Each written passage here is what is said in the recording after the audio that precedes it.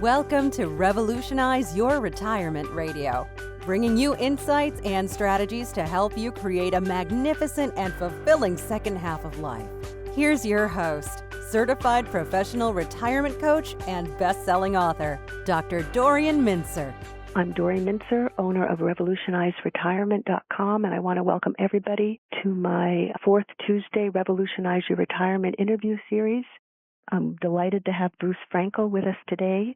He's a journalist and the author of the prize-winning What Should I Do with the Rest of My Life? True Stories of Finding Success, Passion, and New Meanings in the Second Half of Life. He's also the co-author of the New York Times bestseller, World War II, History's Greatest Conflict. He writes about positive aging and encore careers, the aging brain, and creativity. He's a former senior writer at People magazine and a former New York-based national reporter for USA Today, where he covered organized crime, terrorism, politics, and major trials. He's a featured speaker on positive aging and was a contributor and an editor of Live Smart After 50, the expert's guide to life planning for uncertain times. He's the communications chair of Life Planning Network for the national nonprofit and the New England chapter. He's a resident of Sharon, Massachusetts, is the father of 3 sons, a musician, a chef, and a college freshman. And I'm so delighted that in the midst of this very busy juggling schedule that Bruce is able to be with us today. I know that those of you who haven't heard Bruce before are in for a special treat. Bruce, welcome. And maybe for a starter, could you talk a little about why you chose to write your book?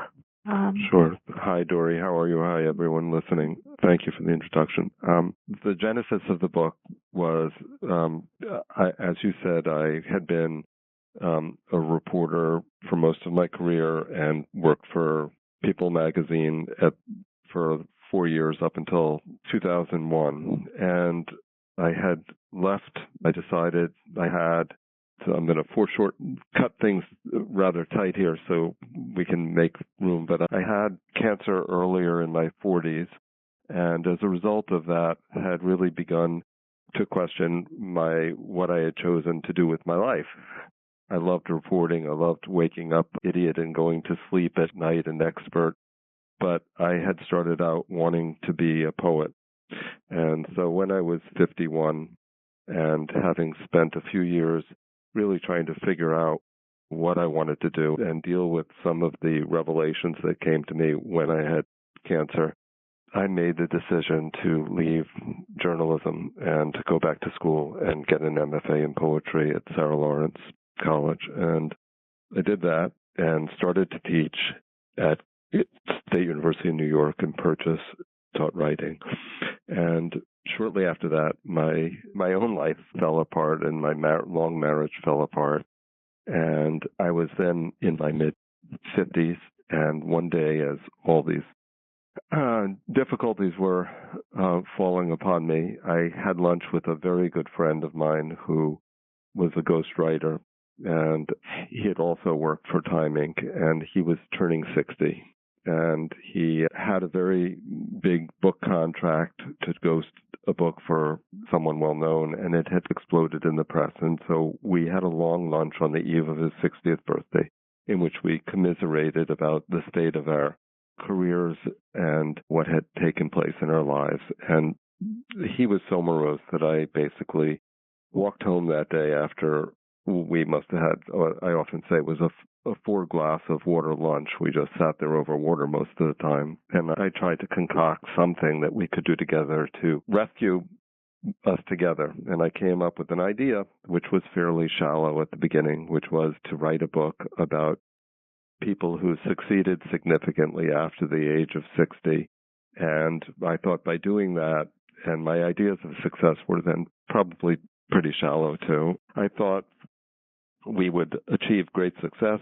We'd become rich and famous, and the rest would be history. It would be a little like the producers who would write this book. But my friend Jim decided not to go forward. He got another book contract, and I was left with my own good idea, which I didn't really understand fully at the time. Began researching and working on the book and finding subjects and thinking about the subject.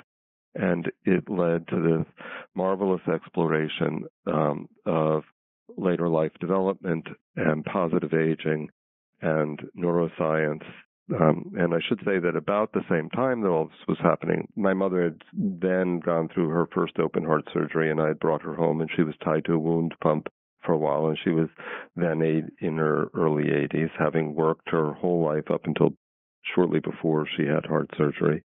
And I became very concerned about her cognition, that she tied to a wound pump, deprived of social interaction, deprived of the work that she'd done her whole life. She had started out life as an engineer. I really began to worry and began to read in neuroscience and began to learn about the brain and what was important for all brains, but for the aging brain in particular. And so those things I married together as I began to research the book, and that's the genesis of the book. Great. And we'll come back. I know that Bruce and I had talked in the first part of today. He's going to be talking more about the book and then really get more into about some of the research on the brain and movement and dance. That was one of the questions that's already come up of what is the research. But can you tell us about some of the people in the book and what we can learn from them? I know you can't possibly do justice to all, and I do want to encourage people to both buy your book. What should I do with the rest of my life? Tell us about, I just love all of them, so I know it's hard to probably pick and choose which ones to focus on, but I'm going to let you do that. Okay. This is because I know that there are people who want to hear about Dance in the Brain. We'll probably skim through this a little, but I'll try to do justice as we go.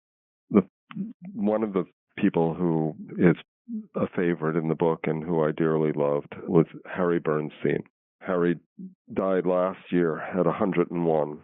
When I first met Harry, he was in his mid-90s. Harry is the writer of a book called The Invisible Wall. He's also the book of a book called The Dream, but I'll get to that. At any rate, Harry had been he was raised in England and came to the United States as a 11 or 12-year-old, Chicago in particular. And early on, when he was just out of high school, he was considered a rising star in literary circles. He published some short stories in his 20s that got him great notice, and people thought he would achieve great things in fiction. But Harry ended up writing about 40 novels over the course of his life, none of which were published before his wife, Ruby, who he met in the 1930s at a dance. So it's appropriate that we'll circle back to dance. He'd gone to a League of War Resistors dance in New York and at Webster Hall, if anyone's familiar. And at any rate, met Ruby. They got to talking. They ended up having a long marriage. And Harry spent most of his life working first as a script. He would write synopses of books for MGM in particular. And this was very low-paying work, and he ended up eventually supporting himself for the last 15 years of his working career up until 60 as a editor of a construction trade magazine. And really it fell to Ruby, who was a school secretary, to give a lot of support to the family.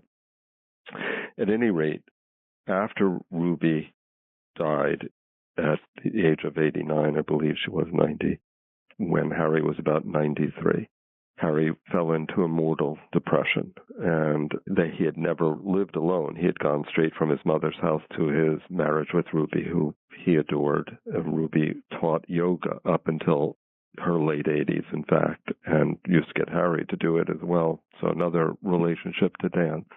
And Harry, in his state of depression, his daughter, Adrian, who's a physician's assistant now, she had said to him at some point, "Dad, you're not the only one who lost someone here." And he snapped out of it and wrote a piece about what it was like to live alone for the first time in 60 years.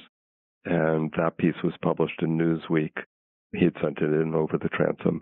And the outpouring of letters in response to it was so great that it encouraged him to sit down and write The Invisible Wall, which was about his life in England in the town of Stockport in Lancashire, where he grew up on a street that was divided between Christians and Jews, and about his particular role as the go-between his very smart older Jewish sister and the Christian boy across the street. Christians and Jews did not associate on the street. And his sister and the boy across the street carried on this long romance, were eventually married. Harry was the only witness to the marriage from the families, and the couple was ostracized by their families afterwards, eventually reconciled. So Harry's book that he wrote at 93, which he says he wrote mostly just to get away from the pain of being alone and missing Ruby, to get as far away as he could. He wrote within a year, he had knocked it out, sent it out to publishers in the United States. It was rejected by all the publishers he sent it to in the United States. And about a year later, he saw an article in England, in a paper in England, about a book that had been published and thought he would send to that publisher. He did. That publisher was owned by Random House, and the book was brought out in England when he was 96, and then published subsequently in the U.S. when he was 97. He went on to write, as a result of that, 3 more books: The Dream, The Golden Willow, and Whatever Happened to Rose. And the first 2 are absolutely wonderful books, Invisible Wall and The Dream, and Harry was compared in his writing to D.H. Lawrence, among others. I became very close with Harry and was in fact with him the day before his death in the hospital. But he worked every day and just an amazing man, an amazing memory. And if anyone ever tells me that the brain declines simply because of age and that memory necessarily declines, I have only to think of Harry, who had one of the most exquisite memories I've ever come across.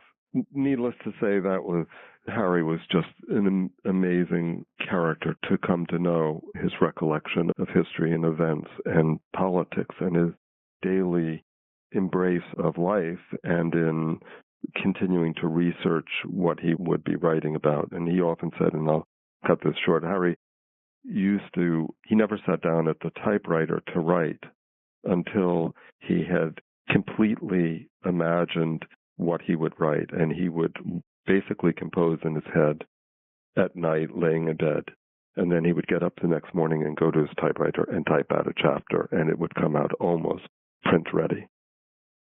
So that was Harry, and he was fabulous. Another person in the book who gets a lot of attention from readers is a woman named Naomi Wilzig.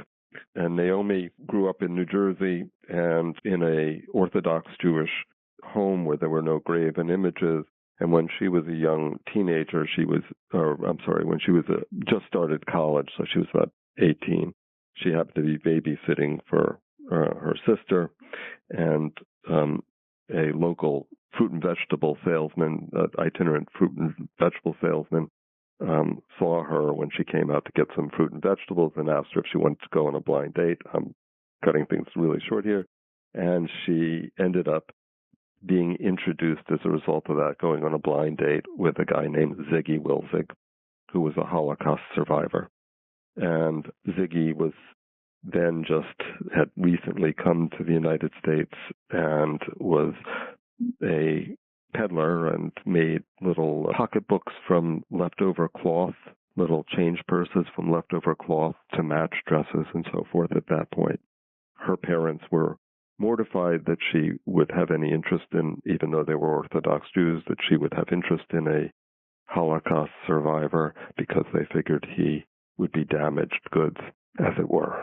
And at any rate, the reason Naomi is probably the only one in the book who had substantial wealth. I chose to write about people who had not achieved greatly before the age of 60. Most of the people had modest achievements before the age of 60 at best and did not have great deals of money.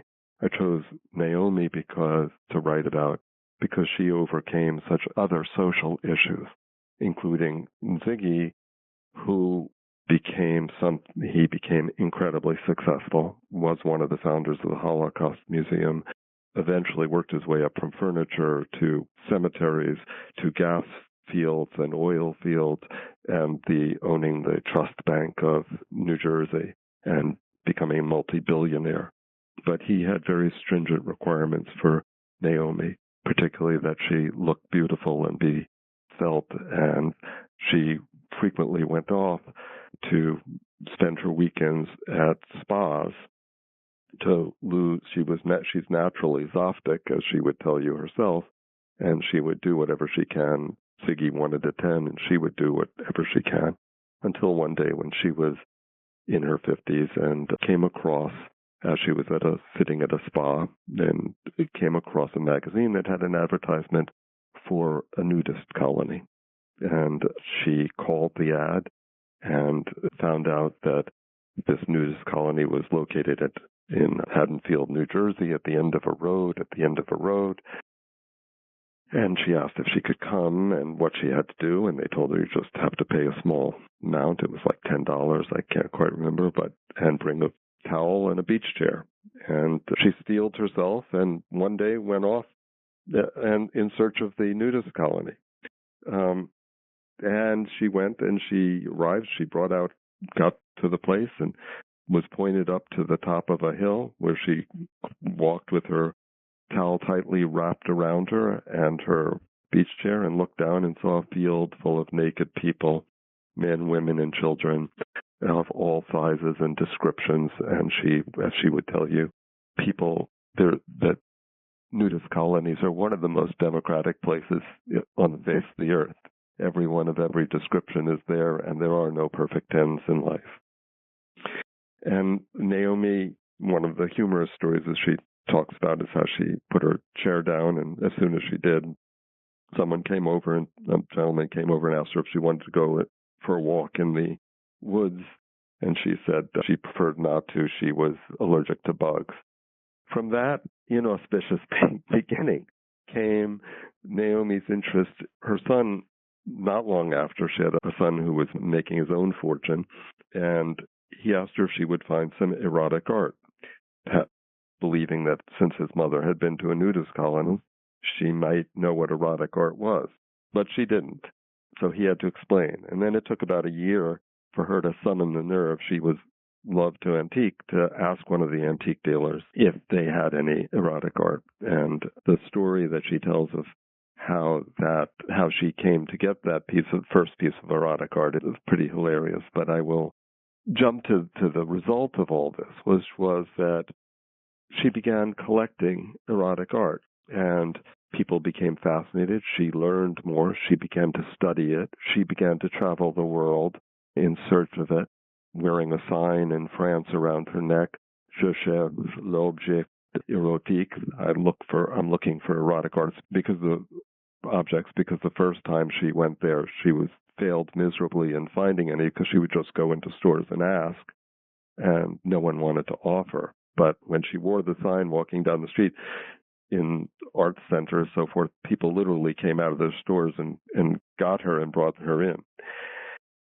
So fast forward a few years, and she ended up opening up the World Erotic Art Museum in Miami, in South Beach, with about $5 million worth of erotic art, including one room which is now filled with 150 paintings of Leda and the Swan. And when Naomi walked me through her museum at a pace that I would say was more like running, by the time I was done going through it with her, my head was spinning as if I had been in some erotic version of Alice in Wonderland.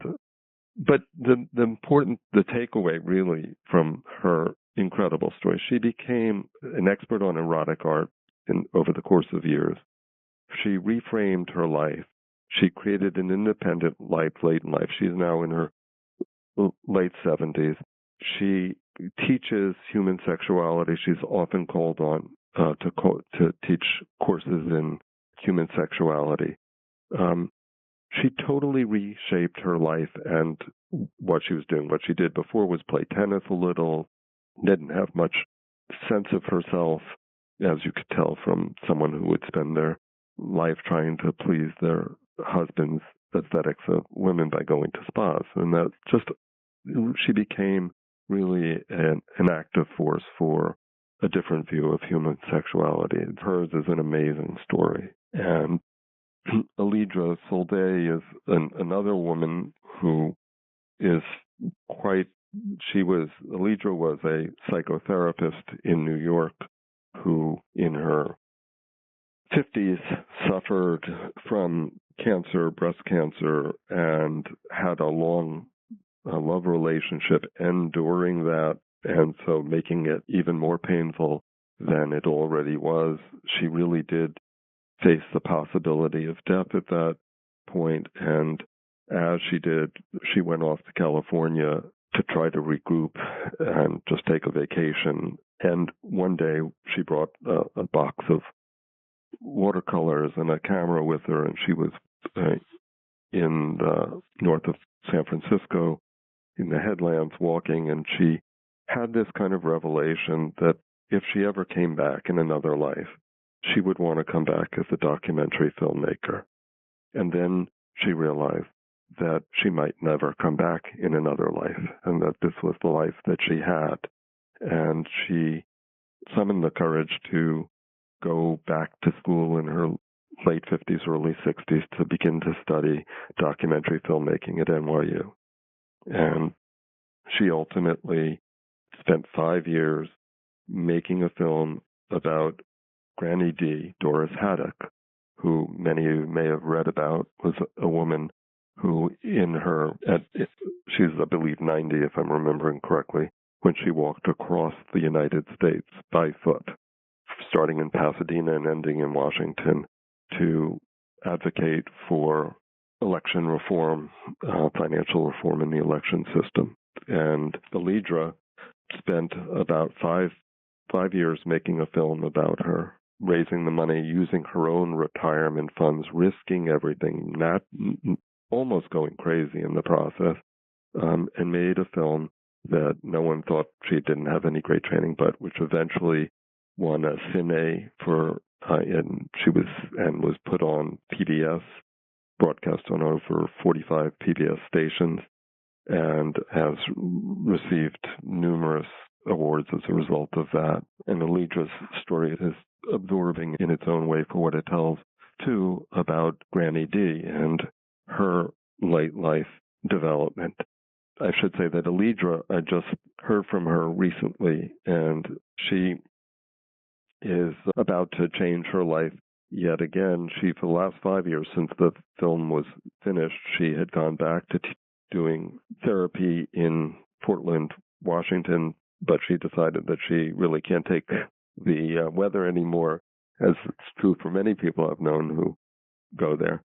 And she has just completed a new program. She's in her late 70s now, and she just completed a new program on teaching people about how to live your life as if it was the last year of your life. And she's going to probably pursue that next. And so that's another one. I'm going to quickly jump because I really would like, I'm sure you're going to want me to get to dance stuff. But right. Ted Levitzik became a sculptor in his 60s. He was 65. He had been a contact lens grinder who by chance ended up as he lived on a property on the side of the Hudson that had suffered a lot of erosion, and over the course of a year he built a stone wall as a bulwark against the Hudson River. And at the end of that process, he thought after spending a year climbing up and down this hill to create this, he thought the wall looked dull, and at that moment happened to look down into the river and saw a river stone, which he then, for whatever reason, decided to go get a lawnmower blade and a chisel and chisel a face on it, plastered it to the wall, came back the next day to admire his handiwork, and was a little depressed because he thought the face looked lonely. And so he went and found another river stone and chiseled the face and put it on the wall. And as the wall began to gather more and more faces, boaters along the river began to admire his work. And then he was encouraged by their fascination and admiration to go on. And now, 15, 20 years later, he's collected by museums around the country and has created over 1,500 some monumental size works of stone sculpture, and that's all after he turned 65. Mm-hmm. And finally, I'll jump to Tom. Before you jump, let me just mention, for those who've been following pictures, just to know that the picture of Ted wasn't available, but it'll be made available later when you get the recording and get back to the event site. But yes, onward to Thomas now. Sorry, I didn't know that. Yep. I thought it was on there. And finally, I'll jump to Thomas Dwyer, who, when I was writing the book, I said to my now partner, who's a dancer herself, I said there couldn't possibly be someone who started dance late in life and became a dancer, because in all the profiles that I did that are in What Should I Do with the Rest of My Life, I felt it was important to write about people who achieved their goals and achieved something really remarkable, just as a marker for the rest of us, not because all of us have to achieve such tremendous things, but just to identify how far you can go. And at any rate, I said there couldn't possibly be someone who became a dancer late in life. Dancers don't usually last that long. Some do more and more. Leslie danced until she was 50. She still teaches dance and at the Boston Conservatory.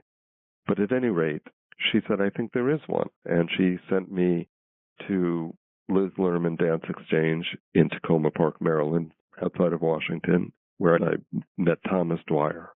And Thomas had been in the intelligence service for most of his life. He had grown up in Providence and had been basically a 96-pound weakling. He was born with a bit of a congenital deformity, so he still can't lay perfectly flat on his back and have his shoulders and arms touch the ground. But Thomas had been in the CIA, probably. You can't prove that, but certainly he had been a telecommunications officer for most of his life. And in his mid-50s, he quit. He was tired of the politics. He'd been roaming the world for 30-odd years with his family, and he didn't know what he wanted to do with the rest of his life, and happened to see his elder brother, who was then in his 60s and had worked for the State Department, dancing with an elder dance company, performing before a group of high schoolers. And he was so fascinated by how fascinated the high schoolers were with this group of elder dancers that he decided this was what he wanted to do with the rest of his life. And he began taking classes at the Liz Lerman Dance Exchange. And he was, at that point, she had an elder dance group, and she had her regular dance group. And he was too young for her elder dance group, which then had a beginning date of 60, I believe it was. But at any rate, he continued to take lessons until at some point, by chance, one of the elder dancers was injured and they were going to do a performance in Yugoslavia. He had once been stationed in Belgrade as an intelligence officer, and Liz asked him to come along and fill in this role, and he did. And that was the beginning of his career.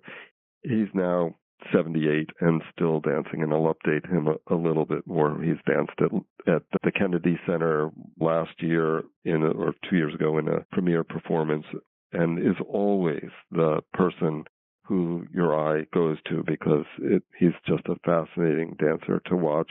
His thatch of white hair and his movements, not perhaps the most trained or elegant, but there's something that is hard to quantify. But Thomas works ferociously at what he does, and he did. He worked very hard, and he spends about an hour or 2 hours preparing. Now, he had no training, no great physical attributes before he began his journey into dance, was not particularly good at timekeeping or space, still has to sometimes be helped with spacing on stage, but his development has been remarkable, and he's just a beautiful, thoughtful dancer and pays great attention to detail. And one of the other dancers with whom he dances, Shula Strassfield, has remarked to me on how meticulous he is in his preparation, and I've witnessed that, and it's something to behold. So that's a capsule of Thomas. And I should say that Thomas did stop dancing about a year and a half ago because his wife Doris was declining toward death, and he became her caretaker and devoted himself to that really for the last year and a half, and she died a couple of months ago. And he is now, so I messaged with him over the last few days, and he told me that he's now been rehearsing again. He's been asked to perform Blue Skies, which is one of his favorite pieces, at Walter Reed Military Hospital on April 10th. And he's also in the process of working with another one of the dancers to do a dance later in this year, and he is now 78 years old. These people are so inspiring, and I know there's not time to talk in more depth or about them, but I really do want to encourage people to get Bruce's book and check out his website.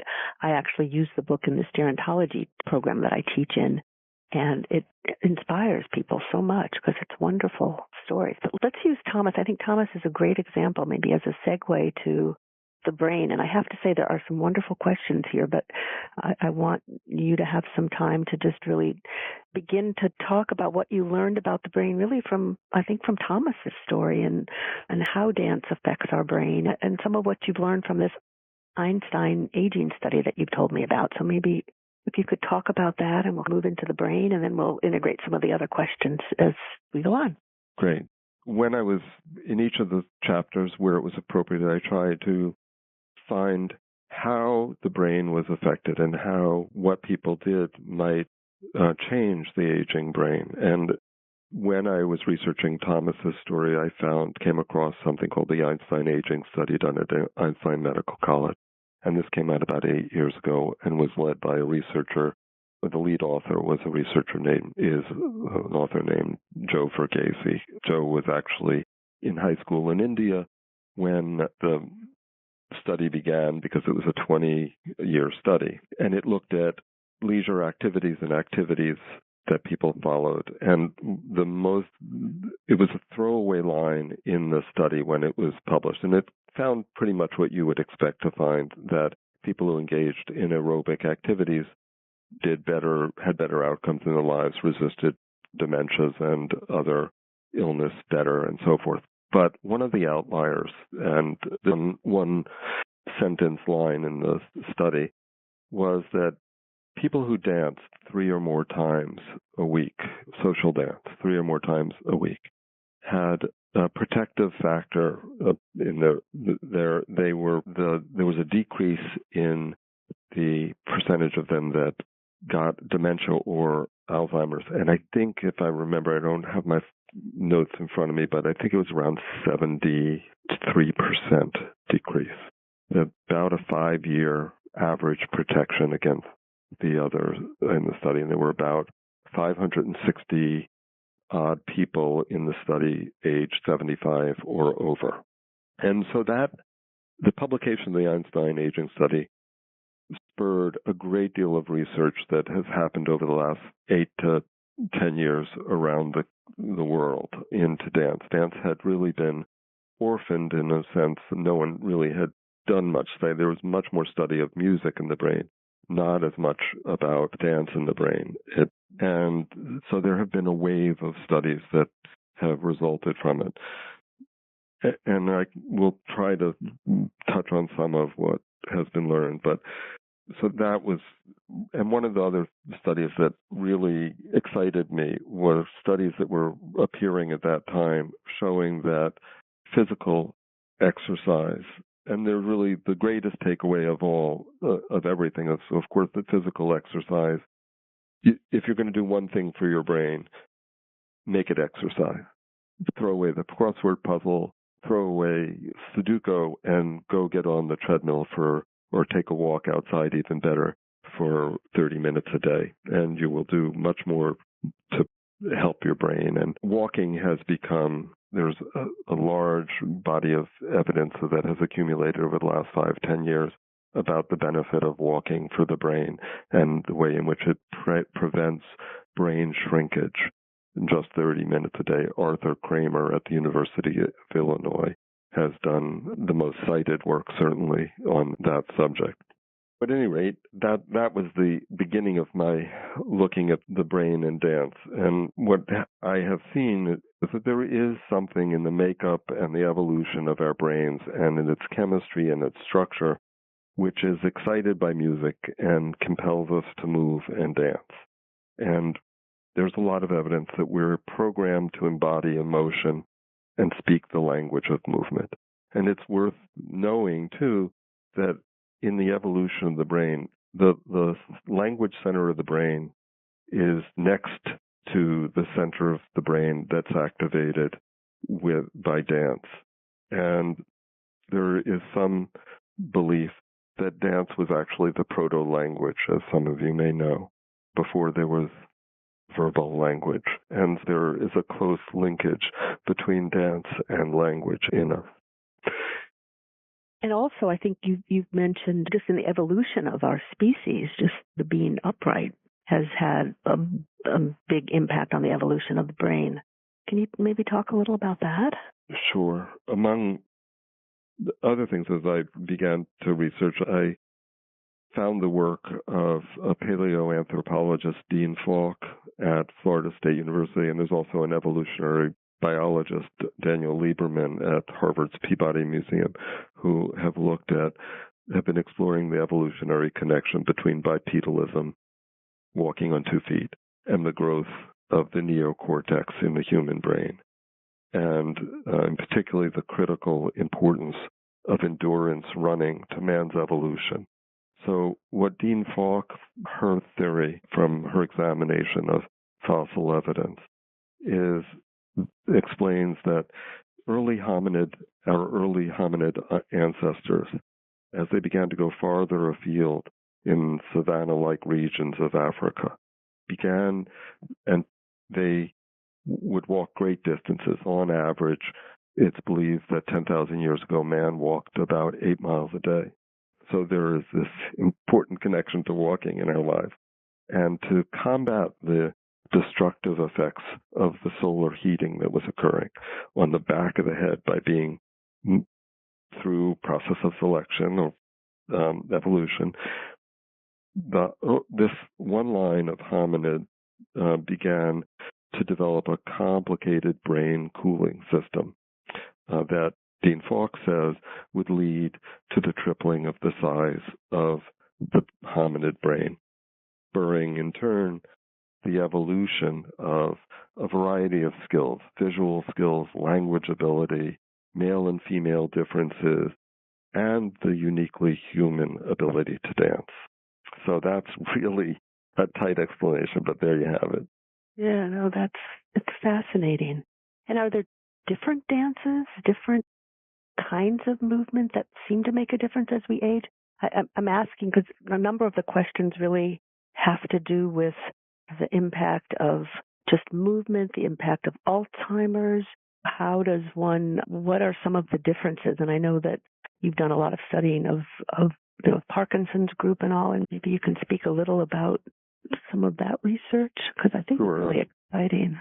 There are several fronts here, but so one of the things that tango, I'll quickly answer that tango appears to have the best effect, at least from the studies that have been done so far, particularly at Washington University by a researcher there named Gaiman Earhart. And she's done studies both with elderly and Parkinson's populations and shown that it's not only balance and gait that benefit from regular tango dancing, but also cognition improves. And there are a bunch of recent studies, I know I'm not going to get to some of this, that are also indicating that social dance in general, that dance on a regular basis, improves cognition up to the age of 100 and probably beyond that. the theory of neuroplasticity is critical to all of this, and it's part of what excited me when I first began, when Norman Doidge's book, The Brain That Changed Itself, had just came out, and it looks at the great researchers of neuroplasticity, and they're wonderful. The book, it's a wonderful book, and I love it, and it really helped send me on my path. Can you explain just in lay language a little about what neuroplasticity is? Because I'm not sure everybody on the call Sure. is aware of that. So neuroplasticity is that basically that the brain can change, and the mapping and organization of the structure can change and does change, particularly from repeating the same task. We know that. But the theory of neuroplasticity, up until late 1940s, it was believed basically that the brain was static, that in order to have stable personalities, that the brain had X number of neurons that it was born with, and you didn't acquire more as you lived. In fact, starting in your 40s, you were in neuronal freefall. But what science has come to see is that, of course, isn't true. Actually, 120 years ago, it was first proposed by William James that there was the brain had the ability to change, but it wasn't until about 1948 that a Canadian psychologist named Donald Hebb came up with the theory that neurons that fire together wire together. And that's the basis, that's the simplest form of what neuroplasticity is. So when you do an exercise or something repeatedly, a memorization task, it's firing neurons, and the more you fire those neurons, the more they bind together. And the binding of neurons is what we call learning. That's a simple explanation. And in terms of how it works with dementia and Alzheimer's is that what we know is that dance is not a purely physical phenomenon. It requires a lot of neural effort and engages a lot of neural systems, visual, emotional, and one that hasn't been much studied, but one I'm very curious about, is the imagination. And by the way, the figure was 76% less incidence of dementia in the Alzheimer's study for those who did dance 3 times a week as opposed to those who did it only once a week or not at all. And Verghese actually has gone on to do some other studies in relationship to this. He's also been studying gait for the last 8 years, which relates to the walking. So in his studies of gait, I've been in his lab, and it's a long mat with sensors, and he has about 1,000 people in the Bronx coming through and has had them, and he measures their walk. And he can now predict dementia 8 years before it shows up clinically based on the gait. And so, again, the relationship between walking and dance and the brain are critical. And there's a new study that I read just recently that suggests that the percentage of fat in the thigh as opposed to muscle tissue predicts ability to walk longer in life, and that then predicts dementia. Again, it's really all these things begin to tie together in this and make a lot of sense when you start to see them holistically. Science, of course, and scientists tend to research in niches, and so this stuff hasn't really been accumulated. And it's what I hope my next book will begin to do, is bring some of this together. Obviously, dance can boost your cardiovascular system and your bone strength through weight bearing and improve balance and flexibility, but it also has these other effects, and it stimulates regions of the brain, and I'm not going to try to go into explaining what those regions are now, and there's also, people often say about the tango, of course it's got this complicated footwork. That must trigger the brain, and I'm sure there is truth to that. But for me, in looking at tango and watching it and reading, I also see the embrace, and the embrace is critical to tango. It's often called the rub of love, and it incites the emotional fabric of the skin. It incites the brain's emotions. It incites the brain's imagination. And we know, for instance, that oxytocin, sometimes called the cuddle chemical, is a hormone that's released when we embrace. And it's released in women after childbirth. It's released in women after only 20 seconds of embrace, in fact, according to fMRI studies. And oxytocin levels soar. As they soar, a cascade of neurological events occur. And women send off, a lot of oxytocin gets sent off during nursing or lovemaking. Lovemaking also causes men to experience oxytocin. And oxytocin also has the effect of causing dendrites to sprout in the brain, neurons to connect, neuronal networks to flourish, and as the brain organizes itself. So you begin to see that there isn't one thing that is affected by dance or tango in particular, but that there's an increase in happiness, there's a reduction in stress hormones, it enhances empathy, it improves social learning. There's just a huge variety of components to it.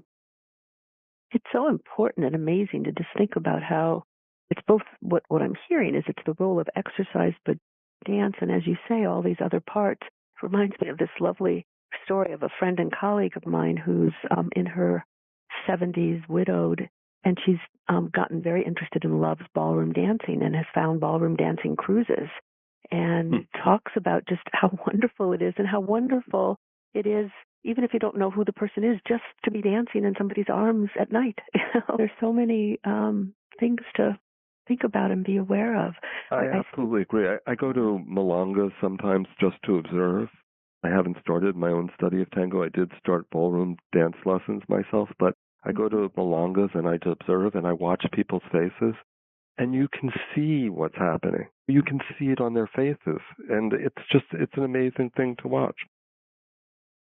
And there are other studies that I could get to, but one thing that is really interesting to me, an Israeli study recently that suggests the importance of the arts in general, shows the importance of the arts in general to brain plasticity, to reorganizing the brain, but also improving cognition and other factors. And that study points to the ability, so that study shows that even one event can sometimes reorganize the brain, and one viewing of a great painting and so forth. And so it's looking at how aesthetic experience, which is so overlooked often. The last few years, we've turned a lot of the focus, because of the recession, because of all the factors that how long people have to survive, to the issues of encore careers and works. And that's important. But we can't lose sight of the critical importance that aesthetic experience has. I like to talk about, to remember William Carlos Williams, the poet, used to say that it's difficult to get the news from poetry, yet men die miserably every day for the lack of what is found there. And that's true. It's so true. And needing to remember just the importance of, as you say, all these different aspects of seeing, being connected with, appreciating the wonder of it. I'm even thinking that improvisation probably can impact cell growth. In fact, there are a number of studies now in the last few years that have shown that improvisation is also a driver of neuronal growth. And the Israeli study points to those, and that work done by a neuroscientist named San Preminger points to the possibility of constructing artistic experience, whether dance or particularly improvisational experience, that will cause the brain to use it as a therapeutic instrument. Now, of course, we've always, for a number of years, people have used dance therapy, music therapy, but this is using it in a more specific way, and particularly for cognition and other things, and as a protection against dementia and Alzheimer's. And in the health field in general would be well served to begin to pay attention to this stuff. Oh, I think you're so right. And I hope that you're going to make progress and move on with this book. If anybody listening to this call has some connections with publishers who might be interested in this, I think Bruce's gift to all of us will be taking forward some of what he's been presenting to us today. I want to combine two quick questions. Both Larry and Loretta ask a question about, in a sense, what do you suggest when somebody's in second half of life? Should somebody set a goal, or do you wait for the opportunity, like Thomas Dwyer found the opportunity, or how do you stumble upon late in life passion if you don't know what it is for you? That is the single most common question that I get when I talk, and my answer is really I've figured out what I think anyway. I don't know that there's a magic bullet, but so the answer what I believe is that two important things is that one, you follow your curiosity. That nothing in the movie, it was follow the money. In life, it's follow your curiosity. And that will lead you the best of anything. That's where passion resides. That's where it's found, I think. The other aspect of that is that, yes, goal setting is critical. And all the people that I looked at, among the things that they had in common, one was that they were goal setters. And they weren't, the difference that's been said between daydreaming and a goal is that goals you write down and you measure yourself against. And that is true in the sense, I don't know, I think it does help to actually write it down. I don't know if it's absolutely necessary, but it does making some record of your goal and weighing yourself against it. When I wrote the book, I use visualization a lot, and I believe that helps too. And part of the visualization was the goal, and I would see myself finishing a chapter. I would see myself finishing the book. I would see myself turning the book into an editor. I would see the book for sale. And so I'm also a strong believer in the value of visualization as a motivator and an aid. Because you begin, I think that what happens, and I think there's also research that supports this, that what happens as the more and more you visualize it is it removes some of those barriers of anxiety and fear. You become accustomed to the reality that you've created. And that actually ties into something we'll never get to today, which is one of the great studies of dance in the brain done by Emily Cross a few years ago. She was a graduate student at Dartmouth when she decided to do this study that looked at, so we know that monkeys, and there have been studies that show how monkeys learn through repetitive action and through observation and so forth. And she took that and she did a further study in looking at dancers and learning. And to shorten it, what she wrote about and what she studied was something called the Action Observation Network, which showed that dancers who trained throughout their lives, when they see a dance being done, when they're learning a dance and they just observe, the same areas of the brain are fired as if they were doing that dance. We know that, and that taught us a lot more about something about learning and how learning is, that visually seeing learning and repeating it are both important components. It's something that people intuitively knew, but now we have something to show it. And a more recent study by John Katzendorf and company has shown that in the elderly in dance, you can take he took two groups of people, those who were regular amateur dancers and those who didn't have a background in sports or dance, and assigned to people randomly, I believe, if I remember correctly, to be in groups that continued to dance a lot and those who didn't. And it didn't matter whether you had done dance before or not. The activity of doing it regularly over a 6-month period caused neuronal growth, it caused cognition to improve, caused all these beneficial phenomena to occur. And that's also been shown in the walking studies that with older populations. The point is that it's never too late to start. And in finding your passion, that's true too. Maybe those are two important final takeaways. It's never too late to start, and never too late to let yourself discover your passion. And that, I just think that's so important. I think we do have to pull it together. I know you have to get your mother home from the hospital, and this has just been so wonderful. Great. And I want to just thank you so much and thank everybody for being on the call. Take care. Thanks again, Bruce. This was wonderful. Thank you very much. Take care. Bye-bye. You've been listening to Revolutionize Your Retirement Radio with Dr. Dorian Mintzer. To learn more about the resources mentioned on today's show, listen to past episodes, or download our free retirement transition guide, visit revolutionizeyourretirementradio.com.